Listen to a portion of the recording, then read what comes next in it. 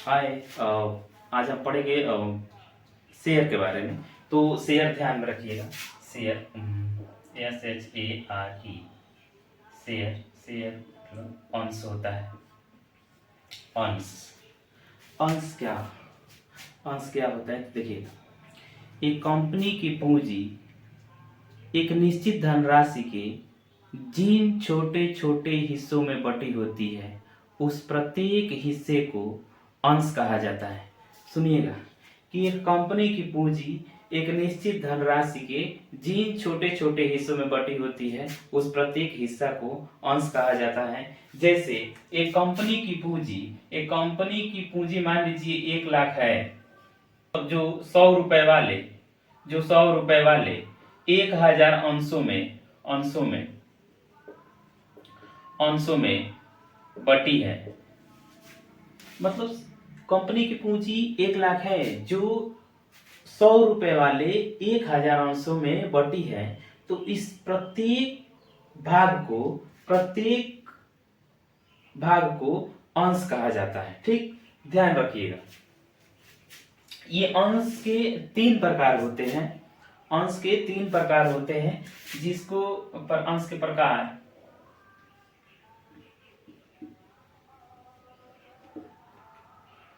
अंश 3 प्रकार के होते हैं, ध्यान रखिएगा। एक होता है समता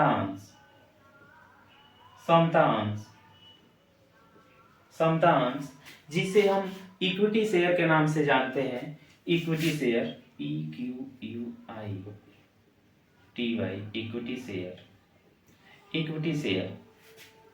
इक्विटी शेयर। दूसरा होता है प्रेफरेंस शेयर, पूर्वाधिकार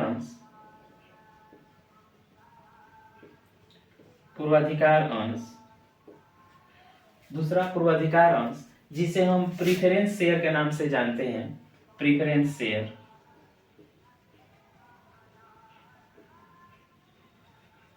तीसरा होता है एक जिसका नाम है प्रस्वेद अंश या स्वेद अंश भी इसको कहा जाता है। इंग्लिश में इसको स्वीट शेयर के नाम से जाना जाता है। प्रस्वेद अंश या स्वेद अंश, कोष्ट में इसको जाना जाता है स्वीट शेयर के नाम से जाना जाता है। तो देखिए, समता अंश ध्यान में रखिएगा कि ऐसे पूर्वाधिकार अंश जिन पर लाभांश की दर निश्चित नहीं होता है। समता अंश जिस पर लाभांश की दर निश्चित नहीं होता, इनकी पूंजी कंपनी के समापन के समय सबसे बाद में वापस की जाती है। इसको समता अंश कहा जाता है। जैसे इस पर क्या होता है, लाभांश दर निश्चित न है। पूंजी की वापसी कंपनी के समापन के समय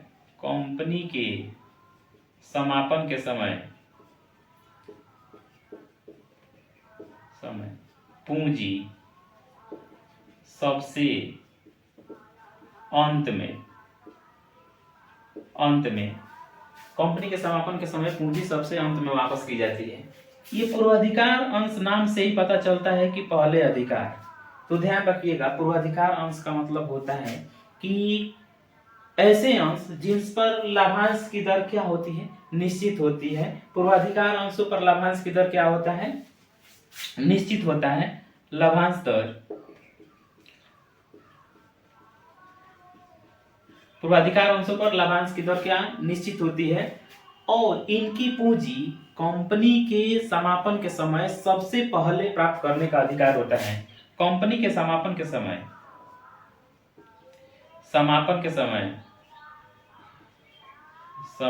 पूंजी सबसे पहले प्राप्त करने का अधिकार होता है।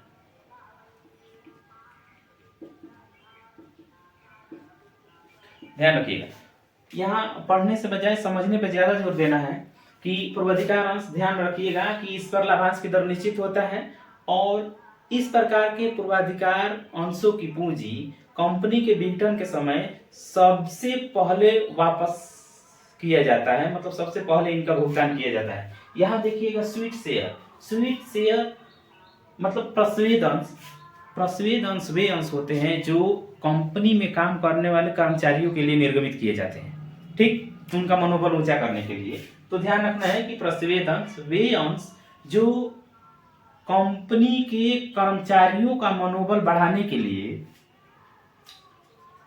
निर्गमित किए जाते हैं, उसको प्रस्वेद अंश कहा जाता है, ठीक। अब हम देखिएगा समता अंश की कोई प्रकार नहीं है, प्रस्वेद अंश के कोई प्रकार नहीं है, यहाँ हमको पूर्वाधिकार अंश के प्रकार के बारे में पढ़ना है। अगर आप चाहें तो इन स्क्रीनशॉट ले लीजिए, मिटाना है इसको, देखिएगा।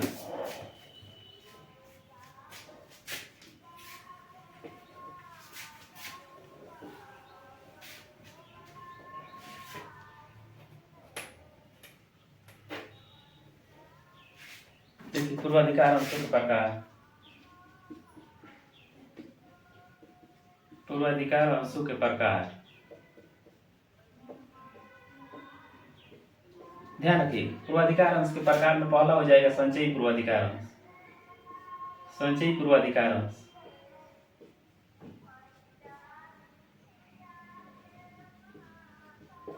असंचयी पूर्वाधिकार अंश,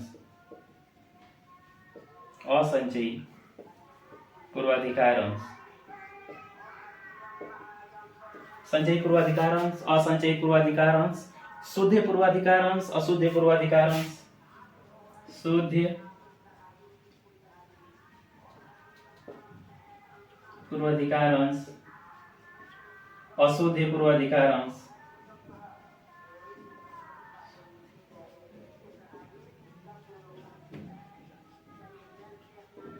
अशुद्ध पूर्वाधिकार अंश, परिवर्तनशील पूर्वाधिकार अंश,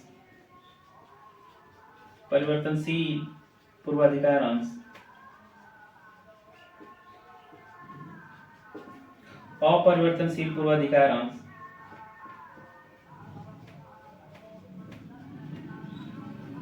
पूर्वाधिकार अंश, भागयुक्त पूर्वाधिकार अंश, भागयुक्त पूर्वाधिकार अंश, अभागयुक्त पूर्वाधिकार अंश, अभागयुक्त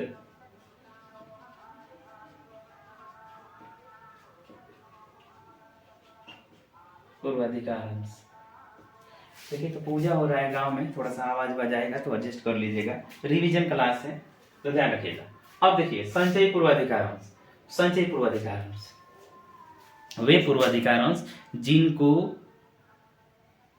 जिस वर्ष लाभ होता है उस वर्ष लाभ तो दिया ही जाता है, अगर किसी वर्ष लाभ नहीं भी होता है तो उस वर्ष का लाभ बकाया रखा जाता है, और जिस वर्ष लाभ होता है तो बकाया जोड़कर भी लाभांश की राशि क्या कर दी जाती है, भुगतान कर दी जाती है। तो मतलब ध्यान में रखिएगा कि संचयी पूर्वाधिकार अंश वे पूर्वाधिकार अंश जिनको एक निश्चित दर से लाभ तो दिए लाभांश दिया ही जाता है, लेकिन जिस वर्ष कंपनी को लाभ नहीं होता है उस वर्ष का लाभांश इनके लिए बकाया रखा जाता है, और जिस वर्ष लाभ होता है उस वर्ष इसकी बकाया राशि और उस वर्ष का लाभांश दोनों जोड़कर दे दिया जाता है। जैसे मान लीजिए कि 2024 में कंपनी को लाभ नहीं हुआ तो 2024 का लाभांश इस प्रकार के पूर्वाधिकार अंश को ना बकाया रखा जाएगा, और 2025 में जब लाभ होगा तो 2024 का लाभांश लाभ का लाभांश और 2025 का दोनों जोड़कर भुगतान कर दिया जाएगा, ध्यान रखना है। तो इसे संचयी पूर्वाधिकार अंश कहा जाएगा। असंचयी पूर्वाधिकार अंश इस प्रकार के पूर्वाधिकार अंश पर किसी प्रकार के बकाया जो लाभांश रहता है उनको नहीं दिया जाता है। मतलब मान लीजिए कि 2024 में कंपनी को लाभ नहीं हुआ तो उस वर्ष का लाभांश नहीं दिया जाएगा, ठीक, इनको बकाया नहीं रखा जाता है। तो इस प्रकार के पूर्वाधिकार अंश को असंचयी पूर्वाधिकार अंश कहा जाता है।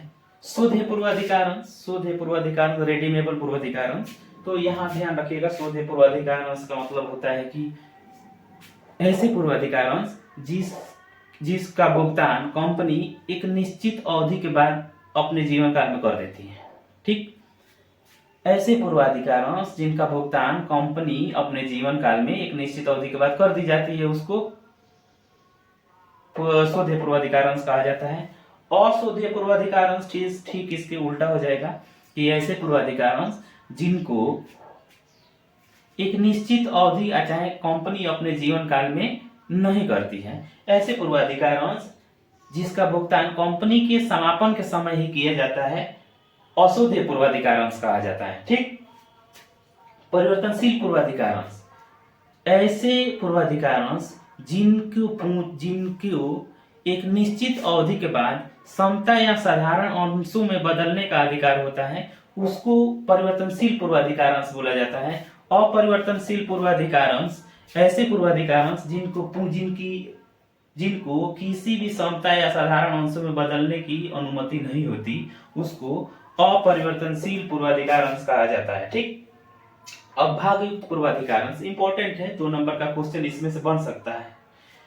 भागयुक्त पूर्वाधिकार अंश से आप क्या समझते हैं, तो देखिएगा, ध्यान रखिएगा कि ऐसे पूर्वाधिकार अंश जिनको एक निश्चित दर से लाभांश तो दिया ही जाता है, लेकिन कंपनी को अगर अतिरिक्त लाभ होता है तो उस अतिरिक्त लाभ में भी इनको लाभांश दिया जाता है। मतलब एक निश्चित दर से लाभांश पाने के बाद जो अतिरिक्त लाभ होगा कंपनी को, उसमें भी लाभ प्राप्त करने का अधिकार किनको होता है, ये भागयुक्त पूर्वाधिकार अंश को होता है।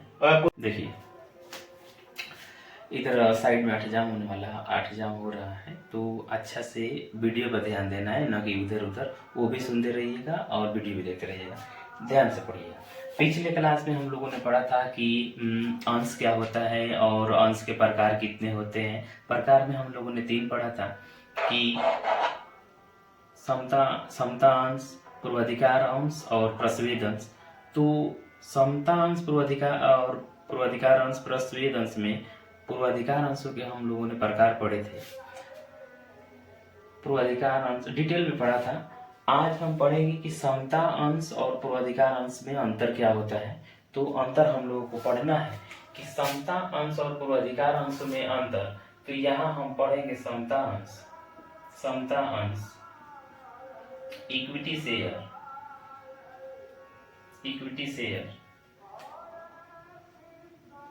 यहाँ हो जाएगा पूर्वाधिकार अंश,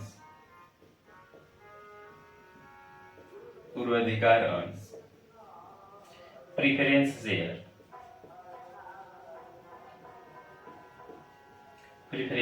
ध्यान दीजिएगा। समता अंश, पूर्वाधिकार अंश में अंतर। तो समता अंश और पूर्वाधिकार अंश में पहला अंतर होता है कि समता अंशधारी ही कंपनी के वास्तविक स्वामी माने जाते हैं। तो ये क्या होते हैं, पहला कि समता अंशधारी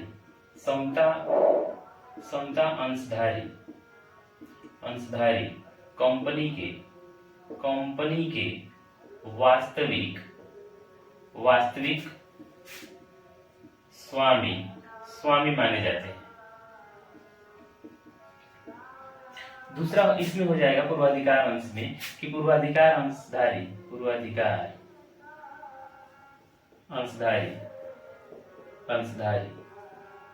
कंपनी के स्वामी नहीं माने जाते। पहला अंतर एकदम ध्यान से सुनते हुए चलना है कि समता अंशधारी कंपनी के वास्तविक स्वामी होते हैं, पूर्वाधिकार अंशधारी कंपनी के वास्तविक स्वामी नहीं होते हैं। समता अंशों पर लाभांश की दर निश्चित नहीं होता, ध्यान रखना है। दूसरा कि समता अंशों पर लाभांश निश्चित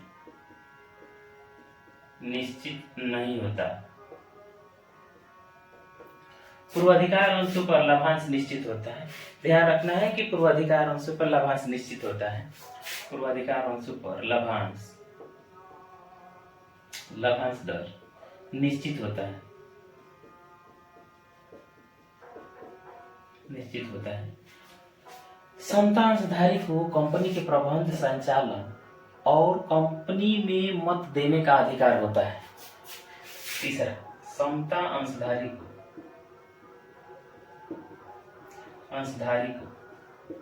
कंपनी के प्रबंध, संचालन संचालन में भाग लेने का अधिकार होता है। इसमें हो जाएगा पूर्वाधिकार अंश में कि कंपनी के प्रबंध और संचालन में पूर्वाधिकार अंशधारियों को भाग लेने का अधिकार नहीं होता। तो कंपनी के प्रबंध संचालन में भाग लेने का अधिकार नहीं होता। ध्यान रखना है। 3 अंतर हो गया। चौथा अंतर होता है कि समता अंशधारी को कंपनी के समापन के समय पूंजी सबसे अंत में वापस की जाती है। समता अंशधारी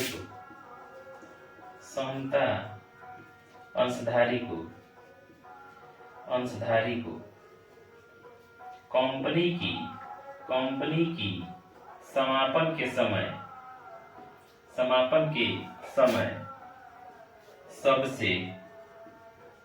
सबसे अंत में पूंजी लौटाई जाती है।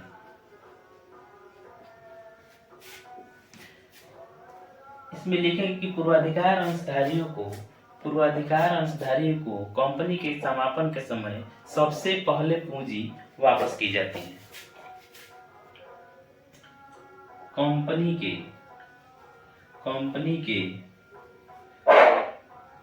समापन के समय सबसे पहले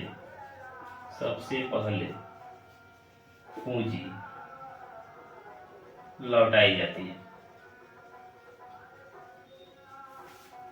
ध्यान रखिएगा।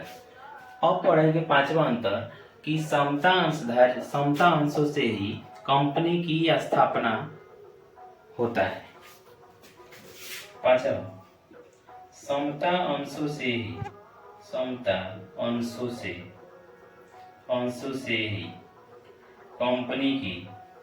कंपनी की स्थापना होता है। छठा, अब 5वां लिखेंगे इसमें कि पूर्वाधिकार अंशों से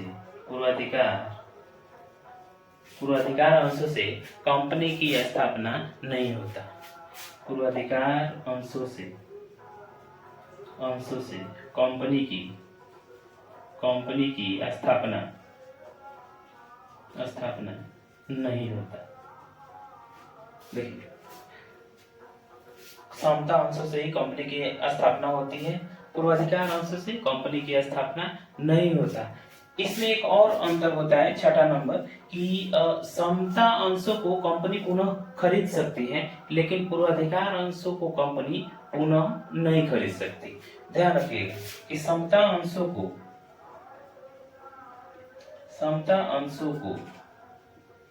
कंपनी पुनः खरीद सकती है।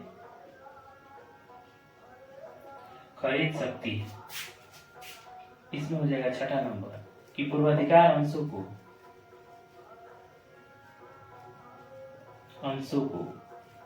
कंपनी पुनः नहीं खरीद सकती।